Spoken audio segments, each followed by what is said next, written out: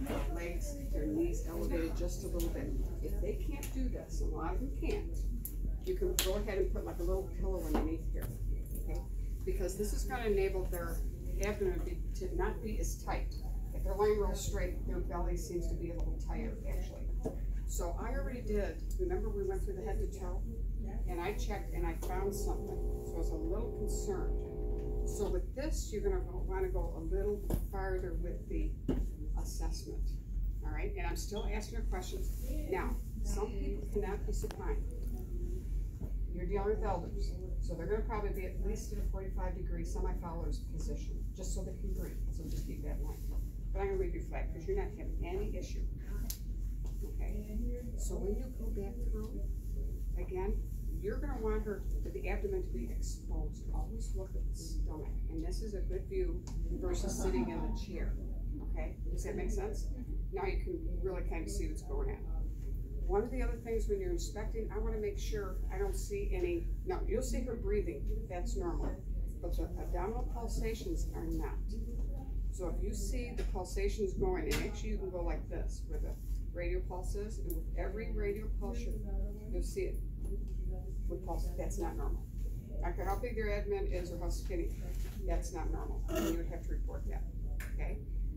Now, when we go back in, I didn't do on the head to toe the deeper palpation. I didn't do the percussion. And this is kind of fun if you get a chance to do that to practice. So you would start again, right lower quadrant. You have something in your pocket? My keys. These nurses. So the first patients. No, doctors are the worst patients. And I don't know if you're going to be able to hear this, but it's the 2 fingers over the abdomen. And sometimes I hit just my middle finger, because that's who I am. You have to be kind of close. Do you hear that? It's kind of a tympanic sound, so you can come a little closer. See? Now, you can do the 4 quadrants, but if I'm thinking something's going on, the other part is, if they're distended, if they've got urinary distension here, and you go, like, it's going to feel like a resonant balloon. Usually, now the liver is over here.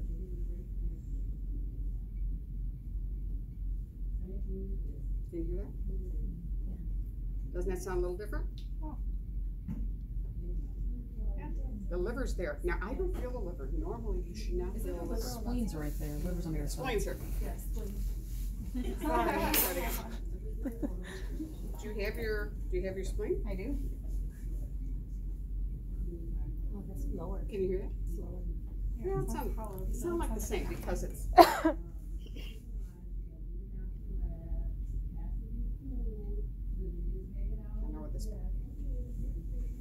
Sounds about the same. Yeah. Okay. It does sound about the same, but you do have some organs here. You've got the stomach, spleen, liver. Sometimes when you do feel, you can kind of feel a liver just by going like this, and you're not supposed to feel that. The other thing is the food wave.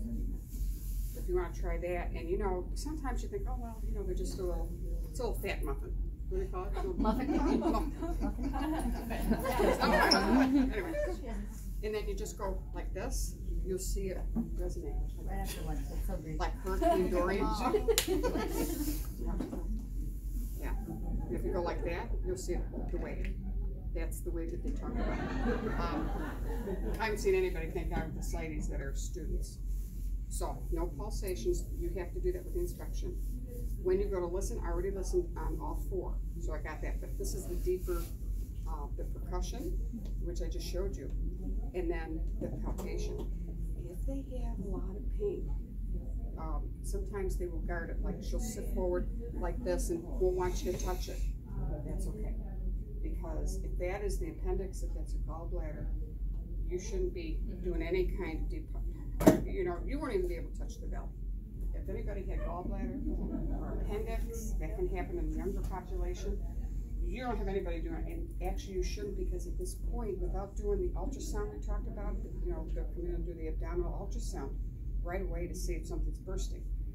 You don't want to be palpating that. Okay, but we'll say, well, she didn't have that, so I'm going to go ahead feel around, and I'm asking, and you wanna do more than just 4 places, why? Yeah, and around the umbilicus, maybe she's got a hernia, maybe she's got a very heavy toddler that she picks up and she kind of ripped her. Some men have an issue, or sometimes that rips even from pregnancies, and they don't always repair it, but you can actually feel it around here. Yeah, but you want to be kind of systematic in your approach. And now the deeper one is like this. Now, actually, they even show you. Now this is more for the advanced ones where you hook down in there where the liver is, but you know, I won't do that to Sean. But that's a little deeper, like that. And her abdomen right now is very relaxed. When you go like this over the bladder, you can tell, and hopefully, if she didn't go to the bathroom, and if they're incontinent, you're gonna have a wet bed if you do that. Yeah. But the thing is some people that do have urinary distension, and maybe that's what's causing the issue. Maybe that's why, you know, I found something on the first head to toe.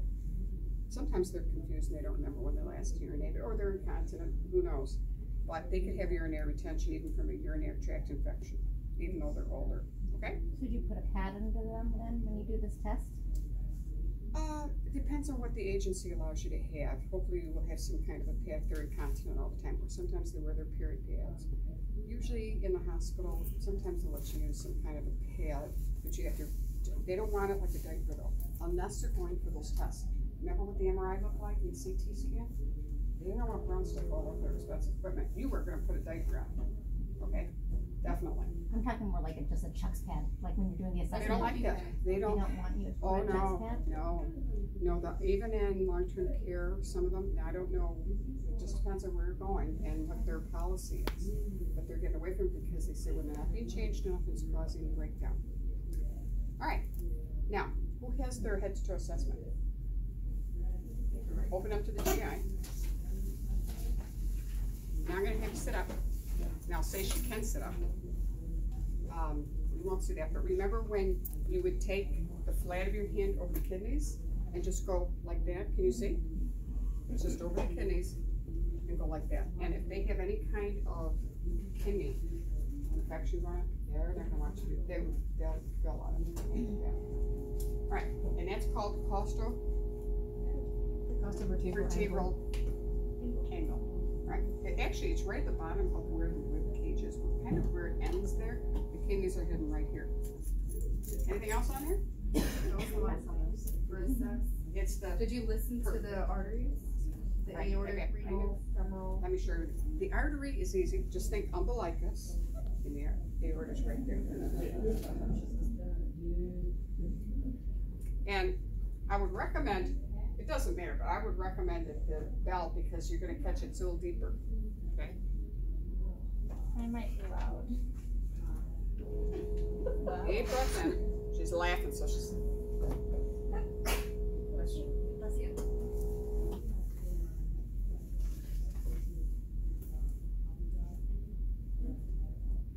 I just hear 4. Stomach sounds. Right after the one second. And again, too, I'm on close. But yeah, that's about where you see. I have a loud belly. Yes. It might be a little hard because I'm going to do it right through the material.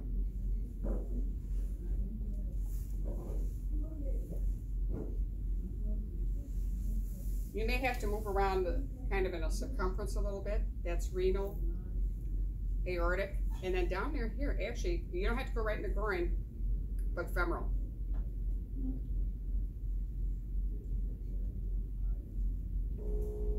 Yeah, it's hard to, you really have to go right to the skin. But femoral artery, aortic is just straight up from the umbilicus about 3 centimeters. You can hear it.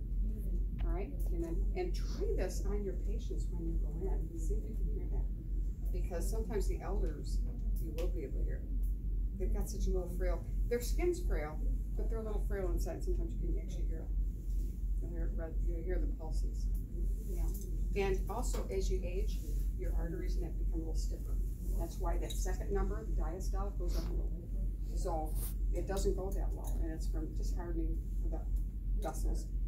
Hardening the arteries is bad news, but because it stiffens a little bit, sometimes you can actually hear it more so than in a younger person. But it is important that when you're actually doing your clinical, in the clinical, try to get to the, if you can. Now, some are wearing a sweater, a turtleneck, they've got the girdle on and all kinds of stuff because it's long-term care. So I'm just saying, hospital probably is a great way because they just have a thin little gown and then you can lift the gown up. That's when you're really going to get good hearing from that. And you know how it is trying to hear the heart valves. When you get it to the scan and have it on the left side, you can hear it, but it's the same with here. All right, what do you say? You got it? Well, did you look at the contour, symmetry, umbilicus, Yeah. jaundice, striae? What was it on? Yep, and that was done, if you mention that, on the head to toe. And the striae, do you know what the striae is? Anybody that has stretch marks, anybody actually that's gained weight quickly, or sometimes you get it from having babies. And sometimes it can be down their legs, it just depends on how big. Sometimes if they're really like class 1, 2, 3, even their arms will have straight, but you'll see it on the abdomen. It's not abnormal, it's just a stretch of the skin. She's not jaundiced, but sometimes if somebody's having a gallbladder and you've got a nice tan, you almost remind me of my younger sister in her postpartum period. The baby was a newborn and she came home and she was going right into gallbladder. So she had huge stones.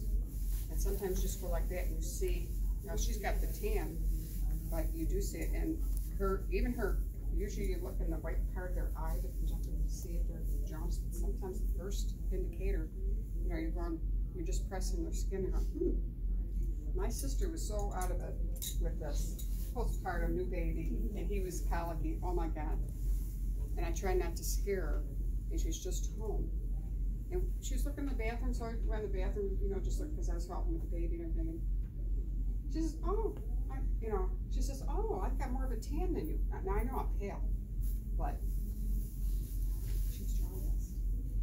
And she had to go back to the hospital, unfortunately. So I had her husband pack up her toothbrush, she went. And she had gallbladder. It almost burst. In fact, it was trying to burst, and she came home with the penrose drains and everything. We'll talk about later. It was really horrendous. So trying to shove her off back to the hospital, it was grim. But she almost had like this color because she's a redhead too. No, why don't you just go back and get a little check, Jen? And she's a nurse. I'm sad. We're the worst patients. No, that couldn't be. I didn't say gallbags. Oh, you just have checked out. But that can run in the family. She takes after the matriarchal side, and they all like to have gallbladder removed in their postpartum period. And I'm glad Miss Nat take after my father. He just dies at 6. All the parents think of the gallbladder, but I don't do it. Yeah, it should, because it's GI. What? Do they still use, do they still say